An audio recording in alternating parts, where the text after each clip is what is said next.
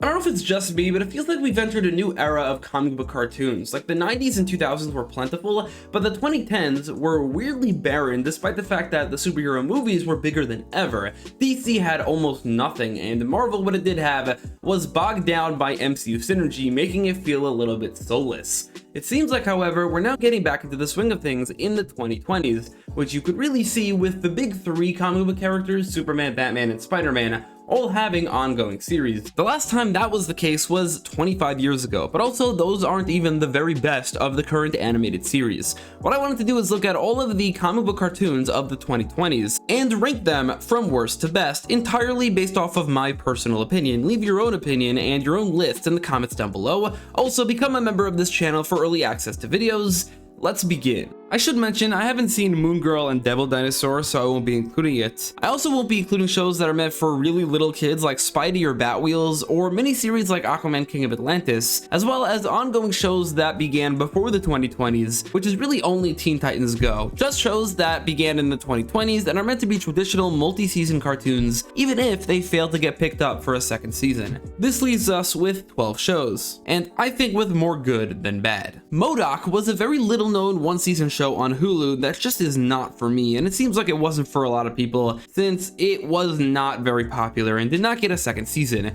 The animation is a bit off-putting, the plots are silly but not really all that funny. There's definitely always room for more comedic approaches to these characters, but at the same time, that's just not really my taste. I will always find less enjoyment in something like that, and because of that, I lost interest really quickly. If I remember correctly, and this was a few years ago, I only saw a few episodes before deciding this is not for me. I also lost interest pretty quickly in Suicide Squad Isekai. The series definitely looks good, but man, did it not grab me. I'm already a bit sick of the Suicide Squad in general. I'm sick to death of Harley Quinn and even the Joker a bit, but also this being an Isekai meant it'd be very limited in how much of a DC Universe adaptation it'd be. Ultimately though, this is similar to MODOK in that it just comes down to taste. I don't love anime in general. I have a harder time getting invested in either the foreign language or the weird way people talk if it's dubbed, so this really is not for me. It seems, however, that anime fans didn't really love it either, so it isn't really for anyone. Harley Quinn and Kite Man Hell Yeah can kind of fill up the same placement on this list.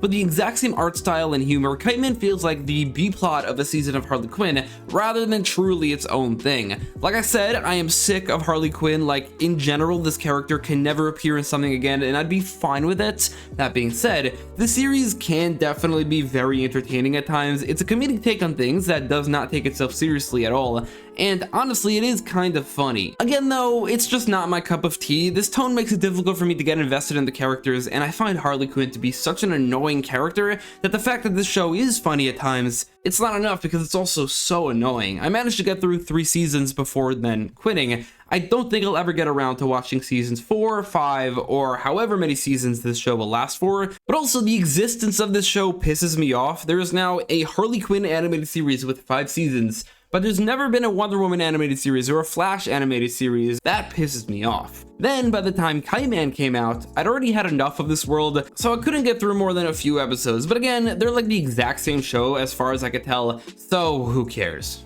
What If was a staggering disappointment. The concept of taking a look at certain events within the Marvel Cinematic Universe and asking, what if one thing went differently, held endless possibility that was mostly squandered. Firstly, I really don't like the look of the show. The colors are often really nice and there is some good animation, but I do not like this particular art style. The faces just have a bit of an uncanny valley look to them that rubs me the wrong way. Still, I think the series has great music, solid narration from the watcher, and started relatively strong. Season 1 had some real stinkers like Party Thor and Killmonger, but wow, did that 2-part finale stick the landing, and wow, was that Doctor Strange episode really great. That one blew me away, easily the show's best. Unfortunately, the series never returned to those episodes' heights, and as the show went along, the what if scenarios got less interesting, the way too fast-paced episodes got faster, the humor of the Marvel Zombies or Party Thor episodes took over the entire season, and the show became less and less of an anthology, while the interconnected parts got less and less compelling. It got to the point where season 3 was unwatchable to me, just back to back to back with these ugly, cringy, hollow, and uninspired ideas. What if season 3 was the first of Marvel Studios Studios projects ever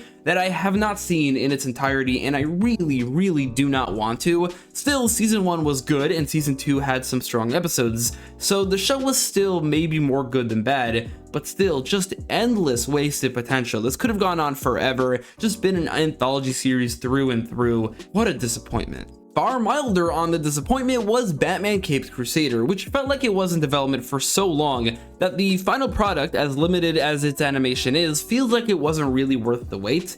Caped Crusader has easily the worst animation of this list, just really stiff and boring. There's other issues, like while the DCAU art style is great, I would prefer a new art style because this is not in the DCAU. The episodic seasonal structure works, but I prefer a more overarching story, and the 1940s setting is interesting but not executed perfectly. Then Batman himself, it feels, is almost never the protagonist of any episode, which is a bit weird. Still, the series is a very unique and interesting take on Batman, one where you never know what's going to happen next, and when they do dip their toes into an overarching story, it's pretty effective. These two aspects culminate on Harvey Dent, probably the most effective part of the season. Batman does also get some decent development, there are some good villains alongside some boring ones, and generally speaking, while my interest in this series has waned, the first season was decent enough that I am still very interested to see what's next. Maybe they could improve. Hitmonkey is a show you might not have heard of or known was a Marvel show, but it very much is. Apparently even set in the same universe as MODOK, but way better. Hitmonkey has a fine art style, but great animation and action, and a really fun concept that is pulled off really well. Everything about this show is good, a lot of it is really cool, but there's nothing that really goes beyond that. Nothing super impressive or super compelling. But alright, let's get to the top 5. All shows I genuinely really like and feel like come together to define this era of comic book cartoons. Your Friendly Neighborhood Spider-Man is a really weird one because I mentioned how Marvel cartoons were defined by MCU synergy in the 2010s and thus felt soulless. Well, this series is a straight up what if episode expanded to an entire show. It takes heavy inspiration from the MCU, even using the same musical cues at times, and yet it really couldn't have more of a unique personality or aesthetic. It definitely has soul. The art style takes some getting used to, but I did. It helps when Peter updates his suit, and especially in the end, Spider-Man is looking better than ever. The animation is pretty good, the side characters who are given focus mostly shine. The series also tackles some mature themes that Spidey shows don't typically, which makes for some really intense moments. And then the season moves at such a natural pace, all while improving from basically every episode to the next. It's weird, I was hyped for the series' original idea of being a Civil War prequel, was less so interested in the what if scenario that it pivoted to, really did not like the look of the show from the trailer, and was given a awful impression from the first 2 episodes. After episode 2, while I wasn't going to quit the show, I was ready to write it off as not great. I kept watching and it just got better and better to the point that I could easily classify this as the best Spider-Man cartoon since Spectacular. Unfortunately, I don't think it's possible for the show to surpass Spectacular in terms of being the quintessential Spider-Man cartoon, mostly because they changed the classic origin, but I guess since Spectacular could remain that, this is something new. Creature Commandos is an unusual project since, unlike every other placement on this list, it's not just an animated series, it's the very first fully canon project set in James Gunn's DCU, and thus, I couldn't help but watch it with that in mind. Thankfully, that's something it pulled off pretty wonderfully. The series absolutely excels at world building to the point where that might be its greatest strength, and thus, it is actually the perfect first DCU project. It has other strengths as well. I think it's a great looking show with fantastic animation, great coloring and designs. Unsurprisingly, the music of the series is fantastic as well in classic James Gunn fashion. Interestingly though, one of this series' biggest strengths also ties back to easily its biggest weakness, which is that it's a lot more character focused than story focused. Like, I can't stress enough how little the main stories seem to matter in the end. The season had a very unique seasonal structure of each episode telling a flashback backstory focusing on an individual character. At best, this can make for a masterpiece of a short story woven really well into the present day, but at worst could feel like it distracts from the main story. Again, the main story seemed to not matter as much to this character-driven project, but in the end, that's really just an excuse. There's no reason why both can't be excellent. Anything to do with the character of Ilana Rostovic was handled horribly, from her motives to who she is, to what she could do, to why she needs to be killed, to the central conflict of the finale. It felt like nothing was properly explained or showcased to the point where it felt like something was missing or cut. Maybe save for season 2. I don't know, it's really weird, definitely not a show ruiner. I've very much enjoyed this show.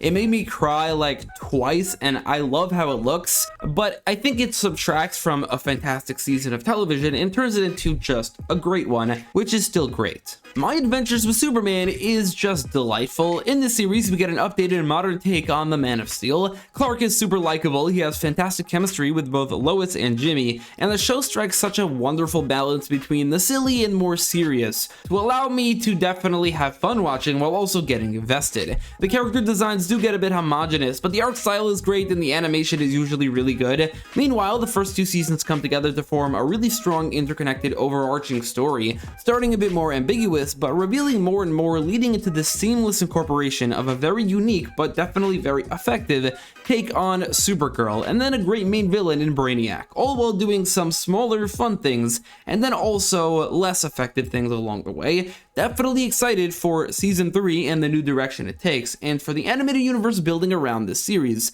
starting with My Adventures with Green Lantern, which definitely partially inspired this video because there's a DCAU now building, it seems. All that said, as much as I like those last few shows, there's a clear jump in quality to the top 2, which are some of the best comic book animated series of all time, and what's crazy is that I had little to no hype for either. X-Men 97 is a non-contemporarily set sequel to a show I've never seen about a group of heroes that I've never been as big a fan of compared to some others, but I was blown away. The visuals instantly struck me, taking the art style of the original but updating it with gorgeous colors, great designs, and consistently fantastic 2D and 3D combo animation. This genuinely might be one of the best looking animated series ever made. Like, I want it to be to TV what Spider-Verse is to animated movies, truly above and beyond the rest of this list in terms of visuals for absolutely no reason. Aside from that, the action is like consistently fantastic, the characters are consistently captivating, the story moves at such a breakneck pace that leaves zero moments of filler and allows them to tell what feels like 5 seasons worth of story in 1 season, and that's pretty consistently compelling. The pacing can definitely be a negative at times, like episode 3 for instance moves so fast that it does not leave a moment to breathe. And there are other imperfections, like the dialogue is a bit cheesy at times, accurate to the original but definitely something that is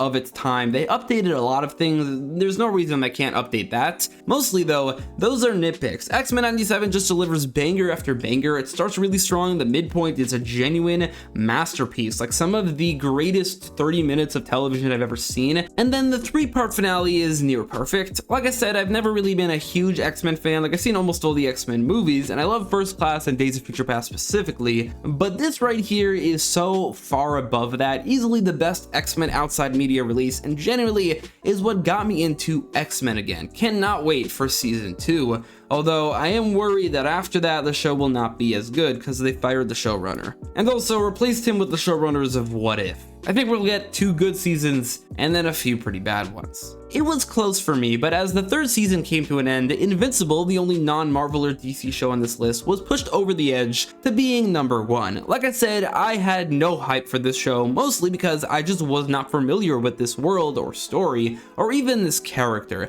But like everyone else, I was instantly gripped by the ending of the first episode, and as the season went on, Invincible slowly but surely turned from what seemed like it'd be an evil Superman trope parody to a well-established superhero world of its own, telling a fantastic story. Invincible is unique in that it's a mostly one-to-one adaptation of a comic series that is also unique in that it was one long continuous story, and it just so happens that the original comic is incredible. The series adapts the original comic perfectly, changing things here and there straight from the comics writer that improve over the original, especially in season 1. It seems like they'll definitely be doing that in season 4. The art style is simple yet effective, the pacing is pretty incredible for the most part, and the show is just chock full of interesting and or compelling characters that are also at times given arcs, so that there's nearly never anything boring happening. There's almost always a character on screen that I really like. It also helps that the story just does not let up. Following season 1, I was so invested that I then read the entirety of the comic series. This made season 2 a bit of a lesser experience, but honestly that may just have been because of the huge mid-season break for no reason, and the fact that it simply adapted less interesting parts of the comic, probably the least interesting part of the comic, and as a comic reader I know that the series only gets better and better, meaning season 2, which is also in and of itself pretty good, will hopefully remain the worst season. We could already see this with season 3, which actually managed to surpass the first. There are some animation concerns in the beginning episodes, but even then the season delivered some bangers. The ending, however, wow, unbelievable achievement, improving on some of the greatest comic book issues ever created. The back-to-back of the Powerplex episode to the masterfully done Invincible War to the near masterpiece of the Conquest finale reinvigorated the series to new heights. Clearly the animation was being saved for these finales, and man did that pay off. Non-stop incredible action and animation with fantastic writing, terrifying villain, emotional stakes, and brutality that leaves nothing to be desired. Frankly though, I like the Invincible War just as much, both improving over the original, both being better episodes than the initial comics were issues. Both incredible episodes of television, and back-to-back no less. Invincible is probably the greatest modern-day superhero cartoon, and one of the best of all time, but there is an entire world of superhero cartoons coming out now that each have a distinct, unique look to them and feel to them. There's some that are adult, some that are for kids, some that are for right in the middle, and it just seems to me that we're in a golden age, or at least we're starting a golden age, of comic book cartoons, and I'm definitely excited for what's to come.